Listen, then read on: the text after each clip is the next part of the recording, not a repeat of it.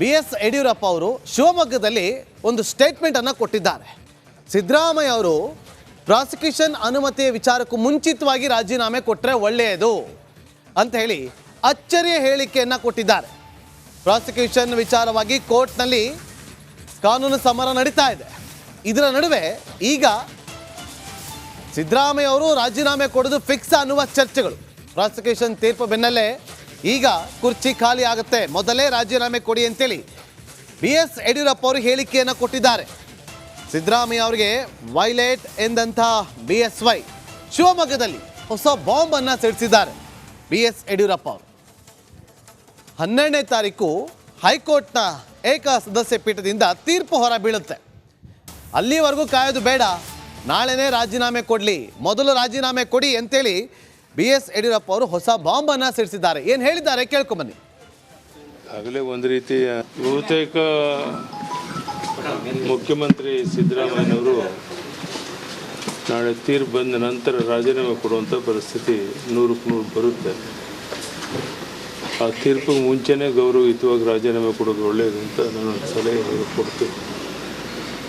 ಯಾಕೆಂದರೆ ಅವರು ಮಾಡಿರುವಂಥ ಎಲ್ಲ ಹಗರಣಗಳು ಸಾಯುವಿತಾಗಿರೋದ್ರಿಂದ ಅದರಿಂದ ಯಾವುದೇ ಕಾರಣಕ್ಕೆ ತಪ್ಪಿಸ್ಕೊಳ್ಳೋಕ್ಕೆ ಸಾಧ್ಯ ಇಲ್ಲ. ಜಗಜ್ಜೀವಂತ ಸಂಗತಿ. ನೋಡೋಣ, ಏನು ಅರ್ಥ ಇಲ್ಲ. ಇವರು ಯಾವುದೇ ಸರ್ಕಾರ ತಗೊಳ್ಳೋಕ್ಕೆ ಅವರು ಸರ್ವ ಸ್ವತಂತ್ರರಿದ್ದಾರೆ. ಏನು ಬೇಕಾದ್ರೂ ತೀರ್ಮಾನ ತಗೊಳ್ಳೋದು, ಕಾನೂನು ಚೌಕಟ್ಟಲ್ಲಿ ಏನು ಬೇಕೋ ಅದನ್ನು ಎದುರಿಸೋಣ. ಸರ್, ಈಗ CM ರಾಜೀನಾಮೆಗೆ ಆಗ್ರಹಿಸಿ ಮತ್ತೆ ಪಕ್ಷದ ವತಿಯಿಂದ ಮತ್ತೆ ಹೋರಾಟಗಳು ಅಕಸ್ಮಾತ್ ಜಿಲ್ಲೆ ಯಾವುದೇ ಹೋರಾಟ ನಾವು ಮಾಡೋಕ್ಕೆ ಹೋಗೋದಿಲ್ಲ. ಆಗಲೇ ಒಂದು ರೀತಿಯ ಅಂತಿಮ ಹಂತಕ್ಕೆ ಬಂದಿರೋದ್ರಿಂದ ಸಹಜವಾಗಿ ಅವ್ರು ರಾಜೀನಾಮೆ ಕೊಡುವಂಥ ಪರಿಸ್ಥಿತಿ ಬರುತ್ತೆ ಅನ್ನುವಂಥದ್ದು ಎಲ್ಲರ ಅಭಿಪ್ರಾಯ. ಈಗ ಮತ್ತೆ ಹೊಸದಾಗಿ ಬೇರೆ ಒಂದಷ್ಟು ಜನಕ್ಕೆ ಪ್ರಾಸಿಕ್ಯೂಷನ್ ಮತ್ತೆ ರಾಜ್ಯಪಾಲರು ಮತ್ತೊಂದಷ್ಟು ಜನ ಸಚಿವರಿಗೆ ಸಂಬಂಧಪಟ್ಟಂತೆ ಪ್ರಾಸಿಕ್ಯೂಷನ್ ಎಲ್ಲ ನೋಟಿಸ್ ಕೊಟ್ಟಿದ್ದಾರೆ. ಏನೇನು ಮಾಡ್ತಾರೆ ನೋಡೋಣ. ರಾಜ್ಯಪಾಲರಿಗೆ ಬಿಟ್ಟು ನಾನು ಹೆಂಗೆ ಊಹೆ ಮಾಡೋಕ್ಕಾಗೋದು. ಬಹುತೇಕ ಬಿ.ಎಸ್. ಯಡಿಯೂರಪ್ಪ ಅವರು ಶಿವಮೊಗ್ಗದಲ್ಲಿ ಒಂದು ಸ್ಟೇಟ್ಮೆಂಟನ್ನು ಕೊಟ್ಟಿದ್ದಾರೆ. ಸಿದ್ದರಾಮಯ್ಯ ಅವರು ಪ್ರಾಸಿಕ್ಯೂಷನ್ ಅನುಮತಿಯ ವಿಚಾರಕ್ಕೂ ಮುಂಚಿತವಾಗಿ ರಾಜೀನಾಮೆ ಕೊಟ್ಟರೆ ಒಳ್ಳೆಯದು ಅಂತ ಹೇಳಿ ಅಚ್ಚರಿಯ ಹೇಳಿಕೆಯನ್ನು ಕೊಟ್ಟಿದ್ದಾರೆ. ಪ್ರಾಸಿಕ್ಯೂಷನ್ ವಿಚಾರವಾಗಿ ಕೋರ್ಟ್ನಲ್ಲಿ ಕಾನೂನು ಸಮರ ನಡೀತಾ ಇದೆ. ಇದರ ನಡುವೆ ಈಗ ಸಿದ್ದರಾಮಯ್ಯ ಅವರು ರಾಜೀನಾಮೆ ಕೊಡೋದು ಫಿಕ್ಸ್ ಅನ್ನುವ ಚರ್ಚೆಗಳು. ಪ್ರಾಸಿಕ್ಯೂಷನ್ ತೀರ್ಪು ಬೆನ್ನಲ್ಲೇ ಈಗ ಕುರ್ಚಿ ಖಾಲಿ ಆಗುತ್ತೆ, ಮೊದಲೇ ರಾಜೀನಾಮೆ ಕೊಡಿ ಅಂತೇಳಿ ಬಿ.ಎಸ್. ಯಡಿಯೂರಪ್ಪ ಅವರು ಹೇಳಿಕೆಯನ್ನು ಕೊಟ್ಟಿದ್ದಾರೆ. ಸಿದ್ದರಾಮಯ್ಯ ಅವರಿಗೆ ವೈಲೇಟ್ ಎಂದಂಥ BSY ಶಿವಮೊಗ್ಗದಲ್ಲಿ ಹೊಸ ಬಾಂಬನ್ನು ಸಿಡಿಸಿದ್ದಾರೆ ಬಿ.ಎಸ್. ಯಡಿಯೂರಪ್ಪ ಅವರು.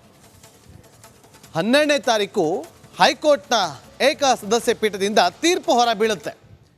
ಅಲ್ಲಿವರೆಗೂ ಕಾಯೋದು ಬೇಡ, ನಾಳೆನೇ ರಾಜೀನಾಮೆ ಕೊಡಲಿ, ಮೊದಲು ರಾಜೀನಾಮೆ ಕೊಡಿ ಅಂತೇಳಿ ಬಿ.ಎಸ್. ಯಡಿಯೂರಪ್ಪ ಅವರು ಹೊಸ ಬಾಂಬನ್ನು ಸಿಡಿಸಿದ್ದಾರೆ. ಏನು ಹೇಳಿದ್ದಾರೆ ಕೇಳ್ಕೊಂಬನ್ನಿ. ಆಗಲೇ ಒಂದು ರೀತಿಯ ಬಹುತೇಕ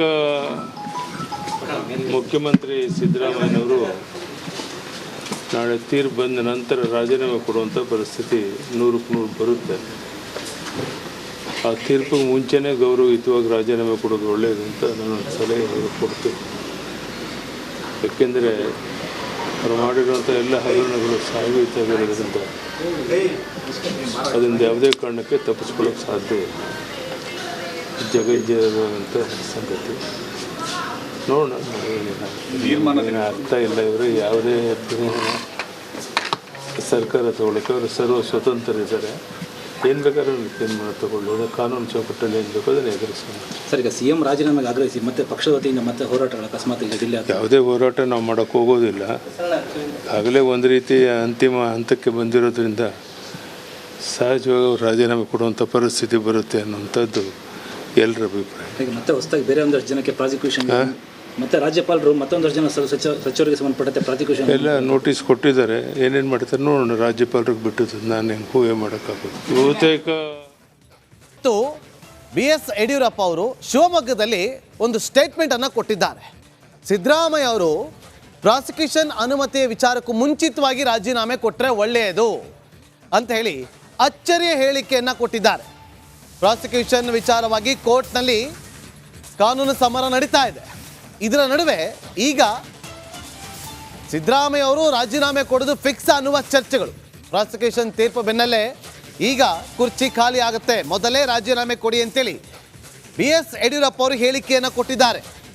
ಸಿದ್ದರಾಮಯ್ಯ ಅವರಿಗೆ ವೈಲೇಟ್ ಎಂದಂಥ BSY ಶಿವಮೊಗ್ಗದಲ್ಲಿ ಹೊಸ ಬಾಂಬ್ ಅನ್ನ ಸಿಡಿಸಿದ್ದಾರೆ BS ಯಡಿಯೂರಪ್ಪ ಅವರು. 12ನೇ ತಾರೀಕು ಹೈಕೋರ್ಟ್ನ ಏಕ ಸದಸ್ಯ ಪೀಠದಿಂದ ತೀರ್ಪು ಹೊರ ಬೀಳುತ್ತೆ. ಅಲ್ಲಿವರೆಗೂ ಕಾಯೋದು ಬೇಡ, ನಾಳೆನೇ ರಾಜೀನಾಮೆ ಕೊಡಲಿ, ಮೊದಲು ರಾಜೀನಾಮೆ ಕೊಡಿ ಅಂತೇಳಿ BS ಯಡಿಯೂರಪ್ಪ ಅವರು ಹೊಸ ಬಾಂಬ್ ಅನ್ನ ಸಿಡಿಸಿದ್ದಾರೆ. ಏನು ಹೇಳಿದ್ದಾರೆ ಕೇಳ್ಕೊಂಬನ್ನಿ. ಆಗಲೇ ಒಂದು ರೀತಿಯ ಬಹುತೇಕ ಮುಖ್ಯಮಂತ್ರಿ ಸಿದ್ದರಾಮಯ್ಯನವರು ನಾಳೆ ತೀರ್ಪು ಬಂದ ನಂತರ ರಾಜೀನಾಮೆ ಕೊಡುವಂಥ ಪರಿಸ್ಥಿತಿ 100% ಬರುತ್ತೆ. ಆ ತೀರ್ಪಿಗೆ ಮುಂಚೆನೇ ಗೌರವಯುತವಾಗಿ ರಾಜೀನಾಮೆ ಕೊಡೋದು ಒಳ್ಳೆಯದು ಅಂತ ನಾನು ಸಲಹೆ ಕೊಡ್ತೀನಿ. ಏಕೆಂದರೆ ಅವರು ಮಾಡಿರುವಂಥ ಎಲ್ಲ ಹಗರಣಗಳು ಸಾಗುತ್ತಾಗಿರೋದ್ರಿಂದ ಅದರಿಂದ ಯಾವುದೇ ಕಾರಣಕ್ಕೆ ತಪ್ಪಿಸ್ಕೊಳ್ಳೋಕೆ ಸಾಧ್ಯ ಇಲ್ಲ. ಜಗಜ್ಜೀವಂತ ಸಂಗತಿ ನೋಡೋಣ. ಏನೇನು ಅರ್ಥ ಇಲ್ಲ, ಇವರು ಯಾವುದೇ ಸರ್ಕಾರ ತಗೊಳ್ಳೋಕೆ ಅವರು ಸರ್ವ ಸ್ವತಂತ್ರರಿದ್ದಾರೆ. ಏನು ಬೇಕಾದ್ರೂ ತೀರ್ಮಾನ ತಗೊಳ್ಳೋದು, ಕಾನೂನು ಚೌಕಟ್ಟಲ್ಲಿ ಏನು ಬೇಕೋ ಅದನ್ನು ಎದುರಿಸೋಣ. ಸರ್, ಈಗ CM ರಾಜೀನಾಮೆಗೆ ಆಗ್ರಹಿಸಿ ಮತ್ತೆ ಪಕ್ಷದ ವತಿಯಿಂದ ಮತ್ತೆ ಹೋರಾಟಗಳು ಅಕಸ್ಮಾತ್ ಈಗ ಜಿಲ್ಲೆ ಯಾವುದೇ ಹೋರಾಟ ನಾವು ಮಾಡೋಕ್ಕೆ ಹೋಗೋದಿಲ್ಲ. ಆಗಲೇ ಒಂದು ರೀತಿಯ ಅಂತಿಮ ಹಂತಕ್ಕೆ ಬಂದಿರೋದ್ರಿಂದ ಸಹಜವಾಗಿ ಅವ್ರು ರಾಜೀನಾಮೆ ಕೊಡುವಂಥ ಪರಿಸ್ಥಿತಿ ಬರುತ್ತೆ ಅನ್ನುವಂಥದ್ದು ಎಲ್ಲರ ಅಭಿಪ್ರಾಯ. ಈಗ ಮತ್ತೆ ಹೊಸದಾಗಿ ಬೇರೆ ಒಂದಷ್ಟು ಜನಕ್ಕೆ ಪ್ರಾಸಿಕ್ಯೂಷನ್, ಮತ್ತೆ ರಾಜ್ಯಪಾಲರು ಮತ್ತೊಂದಷ್ಟು ಜನ ಸಚಿವರಿಗೆ ಸಂಬಂಧಪಟ್ಟಂತೆ ಪ್ರಾಸಿಕ್ಯೂಷನ್ ಎಲ್ಲ ನೋಟಿಸ್ ಕೊಟ್ಟಿದ್ದಾರೆ. ಏನೇನು ಮಾಡ್ತಾರೆ ನೋಡೋಣ. ರಾಜ್ಯಪಾಲರಿಗೆ ಬಿಟ್ಟು ನಾನು ಹೆಂಗೆ ಊಹೆ ಮಾಡೋಕ್ಕಾಗೋದು. ಬಹುತೇಕ BS ಯಡಿಯೂರಪ್ಪ ಅವರು ಶಿವಮೊಗ್ಗದಲ್ಲಿ ಒಂದು ಸ್ಟೇಟ್ಮೆಂಟ್ ಅನ್ನು ಕೊಟ್ಟಿದ್ದಾರೆ. ಸಿದ್ದರಾಮಯ್ಯ ಅವರು ಪ್ರಾಸಿಕ್ಯೂಷನ್ ಅನುಮತಿಯ ವಿಚಾರಕ್ಕೂ ಮುಂಚಿತವಾಗಿ ರಾಜೀನಾಮೆ ಕೊಟ್ಟರೆ ಒಳ್ಳೆಯದು ಅಂತ ಹೇಳಿ ಅಚ್ಚರಿಯ ಹೇಳಿಕೆಯನ್ನು ಕೊಟ್ಟಿದ್ದಾರೆ. ಪ್ರಾಸಿಕ್ಯೂಷನ್ ವಿಚಾರವಾಗಿ ಕೋರ್ಟ್ನಲ್ಲಿ ಕಾನೂನು ಸಮರ ನಡೀತಾ ಇದೆ. ಇದರ ನಡುವೆ ಈಗ ಸಿದ್ದರಾಮಯ್ಯ ಅವರು ರಾಜೀನಾಮೆ ಕೊಡೋದು ಫಿಕ್ಸ್ ಅನ್ನುವ ಚರ್ಚೆಗಳು. ಪ್ರಾಸಿಕ್ಯೂಷನ್ ತೀರ್ಪು ಬೆನ್ನಲ್ಲೇ ಈಗ ಕುರ್ಚಿ ಖಾಲಿ ಆಗುತ್ತೆ, ಮೊದಲೇ ರಾಜೀನಾಮೆ ಕೊಡಿ ಅಂತೇಳಿ BS ಯಡಿಯೂರಪ್ಪ ಅವರು ಹೇಳಿಕೆಯನ್ನು ಕೊಟ್ಟಿದ್ದಾರೆ. ಸಿದ್ದರಾಮಯ್ಯ ಅವರಿಗೆ ವೈಲೇಟ್ ಎಂದಂಥ BSY ಶಿವಮೊಗ್ಗದಲ್ಲಿ ಹೊಸ ಬಾಂಬ್ ಅನ್ನ ಸಿಡಿಸಿದ್ದಾರೆ BS ಯಡಿಯೂರಪ್ಪ ಅವರು. 12ನೇ ತಾರೀಕು ಹೈಕೋರ್ಟ್ನ ಏಕ ಸದಸ್ಯ ಪೀಠದಿಂದ ತೀರ್ಪು ಹೊರ ಬೀಳುತ್ತೆ. ಅಲ್ಲಿವರೆಗೂ ಕಾಯೋದು ಬೇಡ, ನಾಳೆನೇ ರಾಜೀನಾಮೆ ಕೊಡಲಿ, ಮೊದಲು ರಾಜೀನಾಮೆ ಕೊಡಿ ಅಂತೇಳಿ BS ಯಡಿಯೂರಪ್ಪ ಅವರು ಹೊಸ ಬಾಂಬ್ ಅನ್ನ ಸಿಡಿಸಿದ್ದಾರೆ. ಏನು ಹೇಳಿದ್ದಾರೆ ಕೇಳ್ಕೊಂಬನ್ನಿ. ಆಗಲೇ ಒಂದು ರೀತಿಯ ಬಹುತೇಕ ಮುಖ್ಯಮಂತ್ರಿ ಸಿದ್ದರಾಮಯ್ಯನವರು ನಾಳೆ ತೀರ್ಪು ಬಂದ ನಂತರ ರಾಜೀನಾಮೆ ಕೊಡುವಂಥ ಪರಿಸ್ಥಿತಿ 100% ಬರುತ್ತೆ.